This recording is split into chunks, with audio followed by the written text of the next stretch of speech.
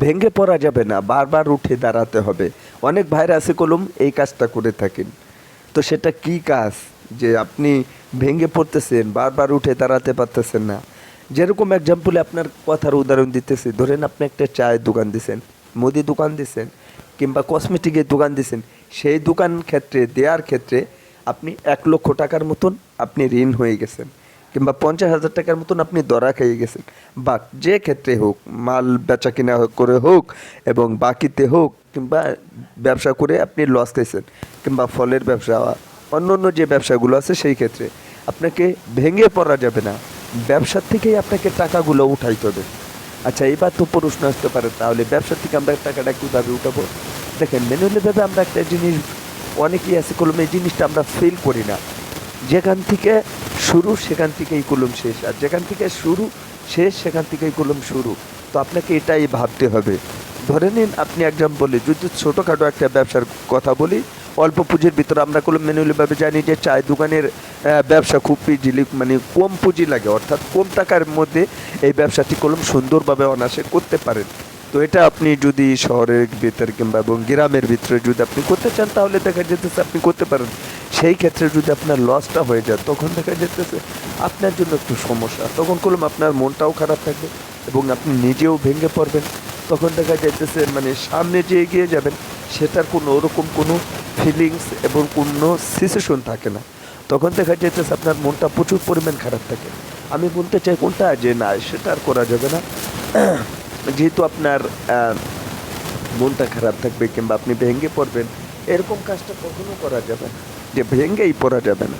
But আপনাকে কী করতে হবে, ধরেন এখন আজকে আপনি 10,000 টাকা, 20,000 টাকা, 50,000 টাকা দিয়ে ব্যবসা শুরু করছেন, একদিন হলেও আপনি সফলতা হতে পারবেন, এটাই হচ্ছে মেন। কিন্তু সবসময় একটা জিনিস খেয়াল করতে হবে, যে আপনি ব্যবসা করতেছেন, সেই ব্যবসা থেকে যদি আপনি ভেঙে পড়েন, কিংবা ভেঙে পড়লে যে আপনার সব কিছু সমাধান হবে, বিষয়টা এরকম না। হ্যাঁ, অনেক বাইরে আছে কলম ভেঙে পড়ে, যা আমি আজকে ফলের ব্যবসা, ইয়ার আগে মানে আমাদের পরিচিত এক লোক, সে কী করছে, ফলের ব্যবসা শুরু করছে। বাট মানে খুবই পরিচিত আর কি।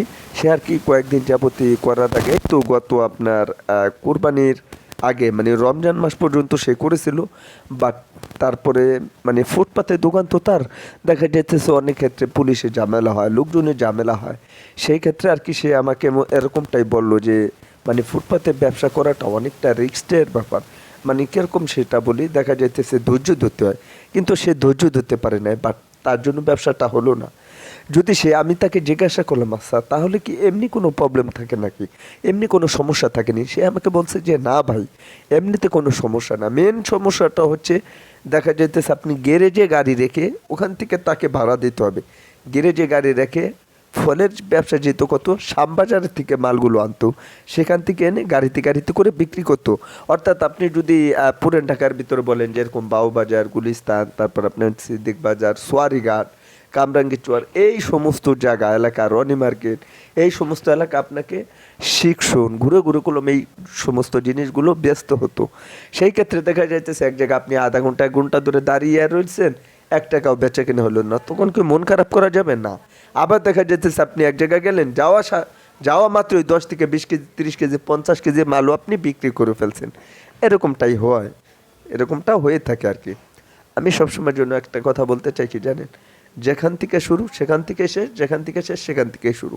তো আপনাকে ধৈর্য সহ্য করে কলম আপনাকে ব্যবসাটা করতে হবে সবসময়ের জন্য। আমরা কলম সবসময়ের জন্য এই কথাটাই বলে থাকি, যে অপেক্ষার পালা, অপেক্ষা যদি আপনি করতে পারেন, তাহলে দেখবেন যে আপনি একদিন হলেও সফলতা হতে পারবেন।